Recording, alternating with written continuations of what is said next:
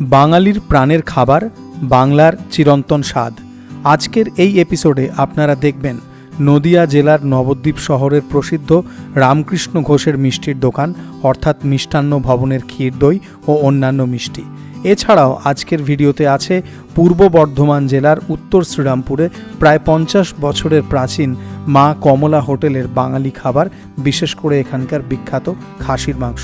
আসুন জিপসি বংয়ের সাথে বাংলার চিরন্তন স্বাদ, বাঙালির প্রাণের খাবারের এই ভিডিওতে আপনাদের সবাইকে স্বাগত।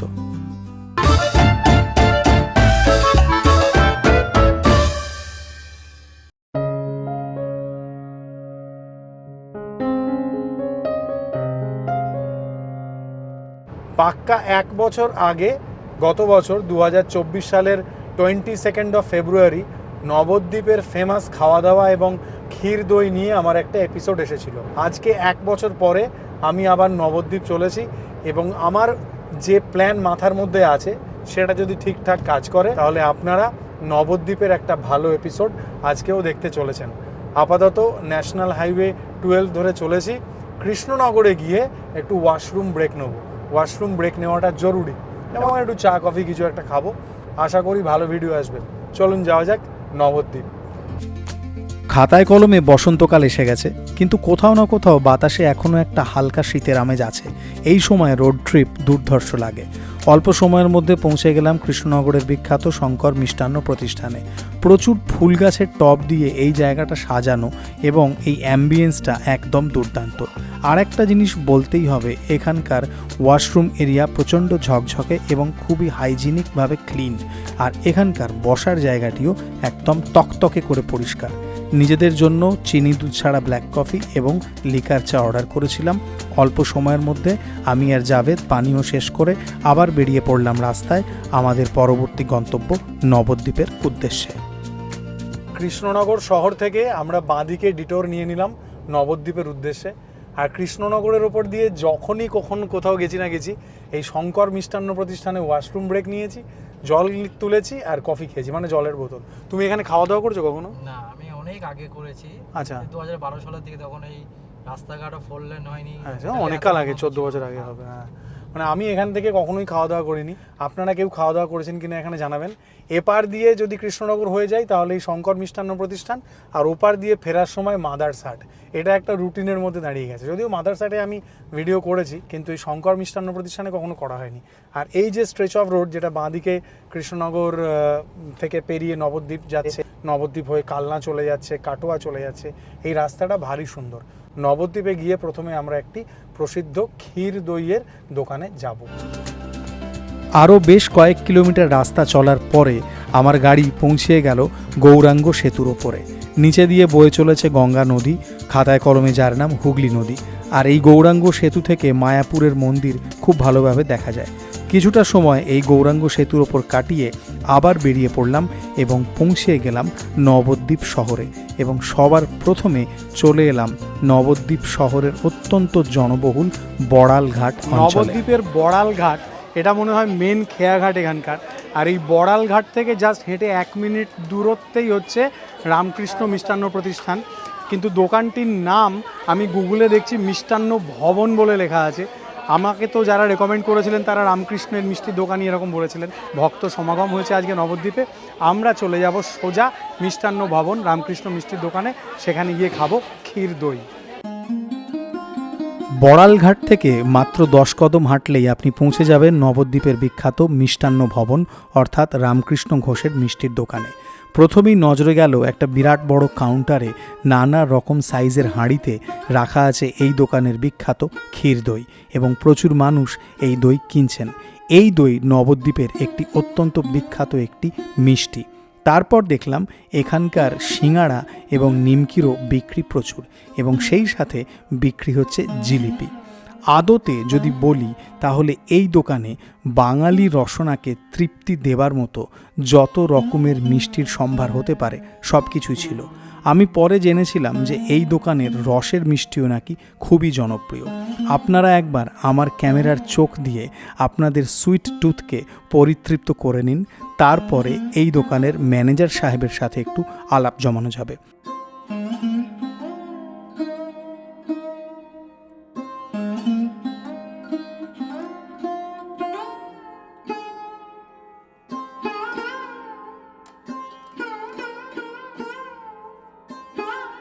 আমার সাথে রামকৃষ্ণ মিষ্টান্ন ভবনের ম্যানেজার সাহেব আছেন, ভাস্করবাবু। থ্যাংক ইউ ভিডিও অ্যালাউ করার জন্য। আপনাদের মানে যিনি কর্ণধার রাধাকান্তবাবু, ওনার সাথে আমার কথা হয়েছিল। আচ্ছা আচ্ছা আচ্ছা, একটা জিনিস বলবো যে দোকানের নাম রামকৃষ্ণ, এই নামটাই মনে হয় পপুলার, কিন্তু দোকানের বাইরে দেখলাম লেখা আছে মিষ্টান্ন ভবন। দেখুন, দোকানের নাম মিষ্টান্ন ভবন। আচ্ছা, আমাদের যিনি এই দোকানের প্রতিষ্ঠাতা অর্থাৎ রাধাকান্ত ঘোষের বাবা যিনি, আচ্ছা আচ্ছা উনি রামকৃষ্ণ ঘোষ। আচ্ছা আচ্ছা তার নামেই সর্বাধিক আচ্ছা পরিচিত দোকানটি। তো দোকানের নাম মিষ্টান্ন ভবন, দোকানের নাম চিরকালই মিষ্টান্ন ভবন চিরকালই ছিল। মিষ্টান্ন ভবন। আচ্ছা, মানুষের মুখে মুখে হয়ে মানুষের গেছে। মুখে মুখে, কারণ দইটা মিষ্টিগুলো তিনি নিজে হাতে বানাতেন। আচ্ছা আচ্ছা, তিনি যে প্রতিষ্ঠানটাকে জার করিয়েছেন, বুঝতে তো পেরেছি। তার নাম সেই থেকে তার নামেই দোকানটা বেশি পরিচিতি লাভ আচ্ছা, করেছে। তাও কত বয়স হবে? দোকানের বয়স মোটামুটি 55 থেকে 60 বছর ধরে। আচ্ছা আচ্ছা, আপনাদের এখানে যে ক্ষীর দইটা সেটাই তো সব থেকে পপুলার। একদম। তার কিরকম দাম আছে কি একটু বলবেন? 250 টাকা প্রতি কিলো। আচ্ছা, আর দোকানের টাইমিংটা যদি বলি? সকাল 6টায় আমরা খুলি, কোনো দিন হয়তো ঘুম থেকে ওঠার কারণে 10 মিনিট লেট হতে পারে। আচ্ছা। একদম রাত 10টায় বন্ধ। আচ্ছা, আর এমনি সকালে জলখাবারও পাওয়া যায়? হ্যাঁ, সকালে লুচি, পরোটা, কচুরি আচ্ছা বা মটরশুঁটির কচুরি এগুলো পাওয়া যায়। আচ্ছা আচ্ছা সময় অনুসারে ডাল পুরি হয়। আচ্ছা আচ্ছা, থ্যাংক ইউ টাইম দেওয়ার জন্য, অনেক ধন্যবাদ। ধন্যবাদ আপনাকে। এই দইয়ের যদি টেক্সচারের কথা বলি তাহলে একটা ক্রিমি রিচ একটা টেক্সচার আছে, আর একটা সুন্দর মানে একটা ব্রাউনিশ টাইপের রং আছে, পোড়া মাটির রং যেরকমটা হয় ওই রকমটাই। এই দইটা খুবই ক্রিমি, বোঝা যাচ্ছে, চেখে দেখা যাক।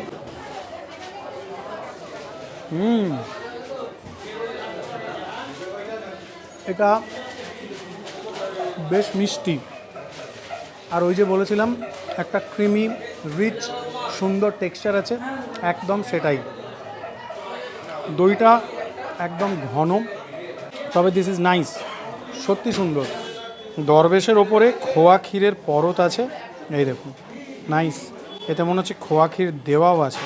খাওয়া যাক মিষ্টান্ন ভবনের দরবেশ।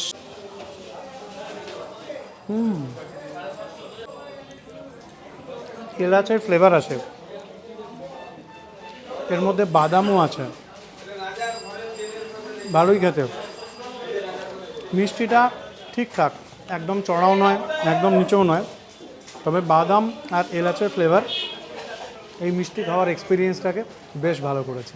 এই গরম সিঙাড়া খেতেই হবে, 2টোর পর থেকে এখানে সিঙাড়া ভাজে, আহা, একদম ধোঁয়া ওঠা গরম, নাইস।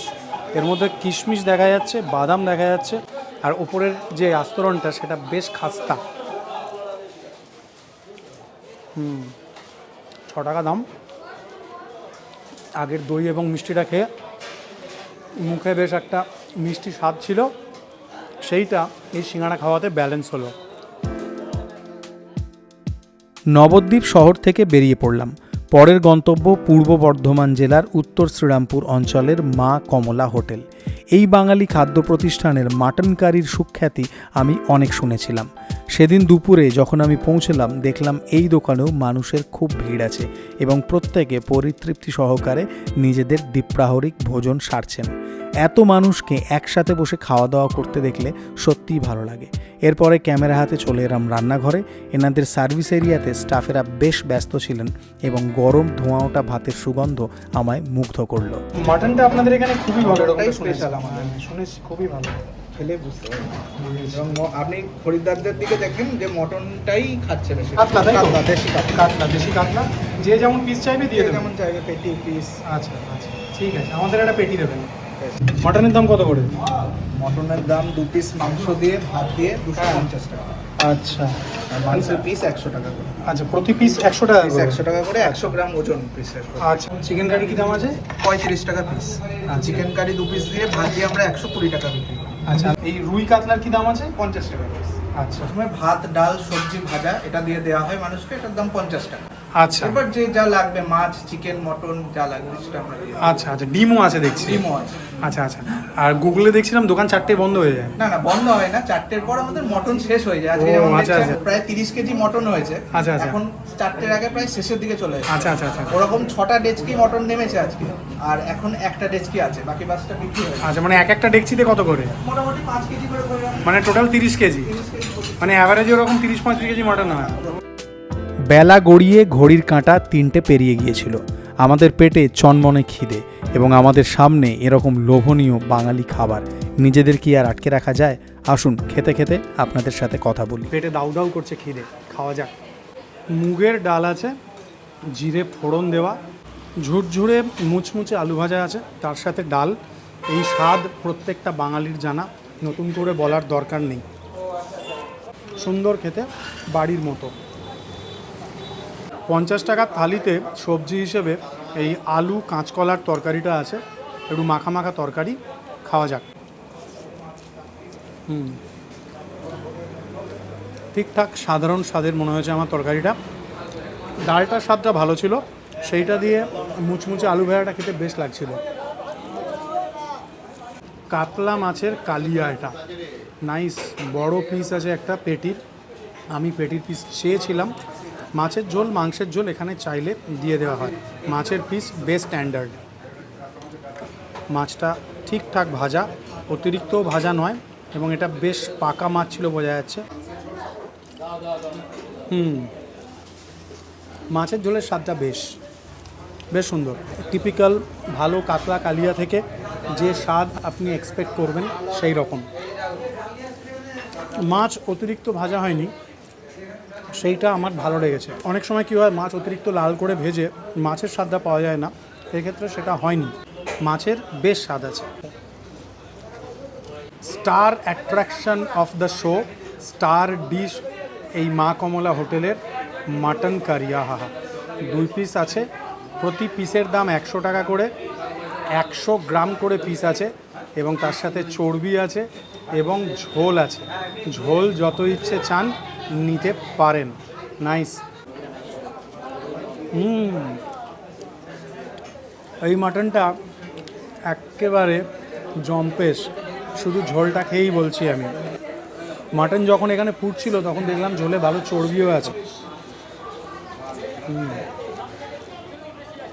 বেশ দারুণ।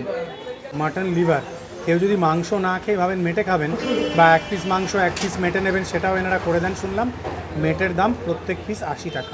মাংসের পিস কিন্তু বেশ বড়, এটা একটা নলির দিকের পিস আছে। এনারা বলছেন 100 গ্রাম করে থাকে, প্রতি পিসের দাম 100 টাকা। ও হো, নাইস। এটা একদম তুলতুলে মাংস, simply falling apart from the bone. একবার দেখুন, সুন্দর, খুব ভালো করে কষানো হয়েছে এটাকে। ওপরে একটা সুন্দর চর্বির জিলেটিনাস পরত আছে। ওই যে চর্বির জিলেটিনাস ব্যাপারটা, ওইটা মাটন খাওয়ার এক্সপিরিয়েন্সটাকে ডাবল করেছে। মাংসটা এতটাই সুন্দর সিদ্ধ হয়েছে যে without any effort it's falling apart from the bone. Solid খেতে মাংসটা। মাছটাও ভালো ছিল। দারুণ। এখন তো মাংস খাইনি, জল দিয়ে খাচ্ছি। হ্যাঁ, দারুণ টেস্ট। প্রত্যেকটা খাবারই আমার ভালো লেগেছে। মাছটা তো খুব দুর্দান্ত লেগেছে। হ্যাঁ, মাছটা আমারও খুবই ভালো লেগেছে। প্লেন যে কলার তরকারিটা, ওটাও বেশ প্লেন, মানে হ্যাঁ। খুব যে মশলা দিয়ে করে সেরকম ব্যাপার না, একদম এরকম চাপ দিলে ভেঙে একদম নরম তুলতুলে মাংস। রান্না হচ্ছিল, ভিডিও হচ্ছিল, তখন মানে গন্ধেই পেটটা ভরে হ্যাঁ, যায় এরকম ব্যাপার। ও যখন ফুটছিল, যখন ফুটছিল হ্যাঁ ঠিক বলেছো। তখনই আমি বুঝতে পেরেছি মাংস ভালো হবে। নলির ভেতরে কার্তুজ নেই, তাতে অসুবিধা নেই, থাকলে ভালো হতো। এর ঝোল আর এই মাংসটা এত লাভলি মেল্ট ইন মাউথ, যেটা আমার দারুণ লেগেছে।